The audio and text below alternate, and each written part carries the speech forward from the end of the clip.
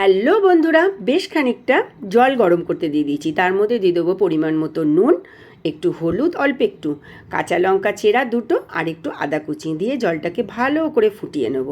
আর ছোলার ডাল ভিজিয়ে রেখেছি, সেটাকে মিক্সিতে পেস্ট করে নেব একটুখানি নুন আর একটা কাঁচা লঙ্কা দিয়ে। আর এদিকে জলটা ভালো করে ফুটে উঠলে দিয়ে দেবো কিছু সবজি, গাজর, পেঁপে, পটল, কুমড়ো, বেগুন, তোমরা যে যেরকম পারবে সবজি দেবে, ঝিঙে, গরমের সবজি আর কি। তারপর এটাকে আধ সেদ্ধ করে নিয়ে একদম গ্যাসের ফ্লেমটাকে একদম কম করে নিয়ে ওপর থেকে বড়ার আকারে ডালবাটাগুলোকে দিয়ে দেবো।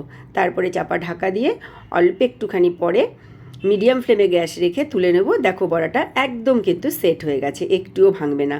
আর এদিকে কড়াইতে 5 ফোড়ন, শুকনো লঙ্কা আর একটুখানি হিং ভালো করে ফোড়ন দিয়ে ওপর থেকে ছড়িয়ে দিচ্ছি। আর দিয়ে দিচ্ছি একটু কাঁচা জিরে বাটা, আর সঙ্গে পরিমাণ মতন মিষ্টি। ব্যাস তৈরি এত সুন্দর একটা রেসিপি।